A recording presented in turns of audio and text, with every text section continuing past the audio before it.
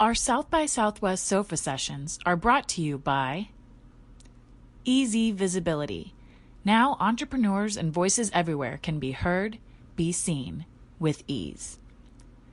Be sure to support small business with some jewelry or a rainbow cat hoodie from our merch shop at imperfectfifth.com/merch. How are you doing right now? Like, quite honestly, please. Yeah, hanging in there. Yesterday I had a bad day, Yeah. because it comes in waves. It's like, okay, wait, we're gonna be okay. We're gonna climb out of it, and then you hear stuff like 50 days, and it's like, how are we going to survive for 50 days of not doing all the things we have to do? Yeah. And then having to pivot on a moment's notice, and then just seeing even your shows going into late April being canceled, important things that we're planning, that we've been planning for a long time. I book my own shows, and I've been booking shows for a long time, and it's a lot of work. It is not a small amount of work. It takes up a lot of time, and it's hard. Yeah. And then, you book a whole entire tour going to several states, and it's just gone. It's like you have to find a way. And I mean, the other night, Alice Wallace. Yes. She and I did we just were like at the last minute, come to my house and we'll do a concert. Yeah, I saw that.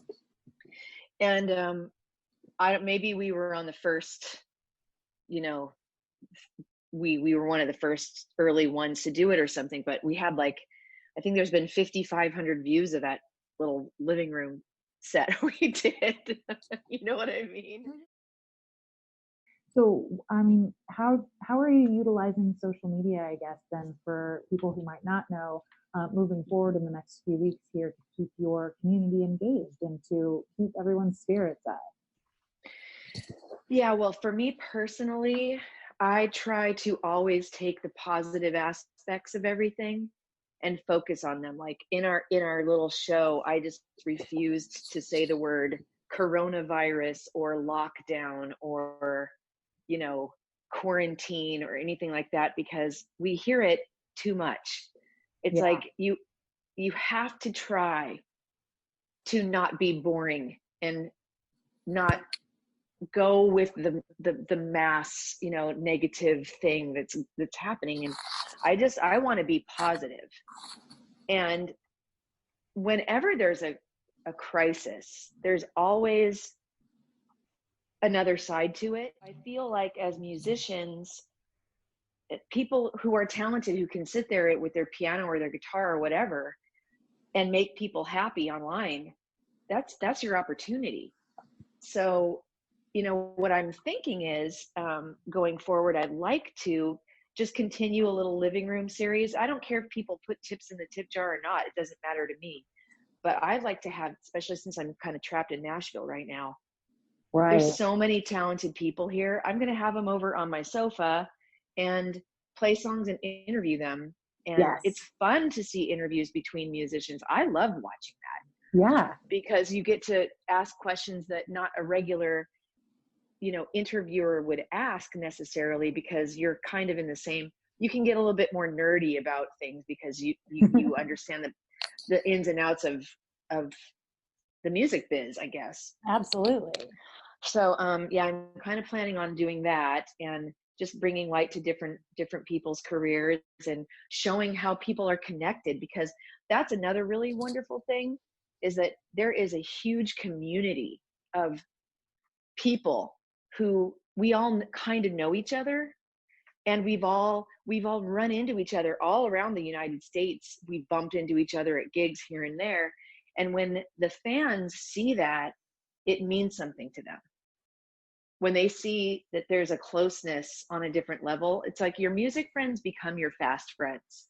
Yes. Way, way quicker than in what I like to call civilian life, because you're in it together. And right now we are definitely in it together. Yeah. And, it's like, it's a good opportunity to show that there is a community and just to kind of be there for each other. That's beautiful. See, so that's what I'm going to do. So well spoken here. Are you just good at everything or what? So I did want to ask a super dorky question, just because I would normally ask this at South by, but what, no matter where you're at and what you're wearing right now, what's the most statement-making piece of clothing or item that you have on at this moment? Well, I would say at this moment, it would be my cat eye eyeliner that I put on just in case there was a video interview. I love a good cat eye, but other than that, it's also my cat eye glasses. So those are my two fun things for the morning. Otherwise, it's been slippers for 3 days. See, there's the positive. Yeah, I know. It is a beautiful thing that we get to walk around in slippers and proudly and not have any guilt, right, about our slipper wearing. Priorities. These are the priorities I've been looking forward to for years. So I did want to know, especially with everything that's happening right now, to keep ourselves in good spirits, and aside from some of the plans you have moving forward here, what's some music or some, authors maybe that you're going back to keep yourself in a good headspace? Yeah. Okay. So that's a great question. I'm in Nashville now, and I bought this house like going on 3 years ago, but I haven't been able to actually live here yet. Been living in LA. But when I moved here, I did move a giant box of books here that I haven't really read yet. And so I've been taking them out of the shelf and starting to read them. So I have all these beautiful music books. I have the Crosby, Stills and Nash book. It's called Crosby, Stills and Nash, and it's just like the story of Crosby, Stills and Nash, which I'm going to read. And then I've also been going again through, because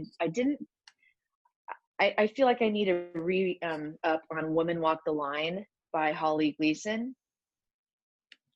I don't know if you've read that one, but it is fantastic. It's like a series of stories written by different artists about their heroes, and it's all women in country music, and how women basically changed and created country music through the years. And it's just like a really great read. So I highly recommend that. So I'm going through that.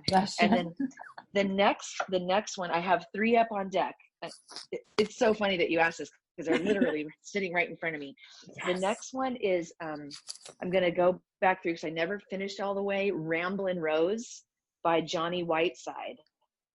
And that is the story of Rose Maddox, of the Maddox brothers and Rose from California. She's one of the pioneers of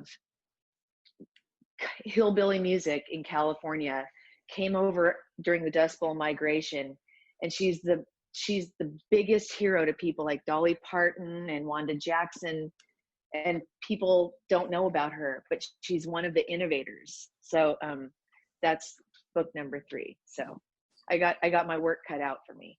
That is awesome. And yeah, you do, but I'm looking forward to full reviews later. We won't hold you to it too much, because maybe you'll feel like super creative in this time and stray a little bit for songwriting or something. Well, we got to do that. I have a friend here in town, Emily Bell. I went to her house the other day, and we started a couple songs.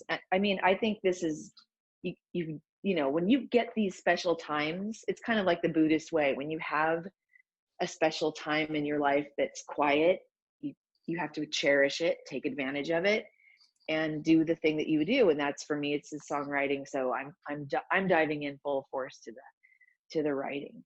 That's awesome. We'll see what happens. Right. I'm excited to see what genius comes from you during this quiet time.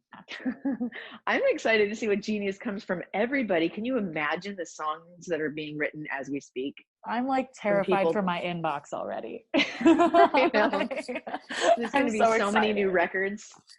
and people are like recording, and it's going to be a renaissance.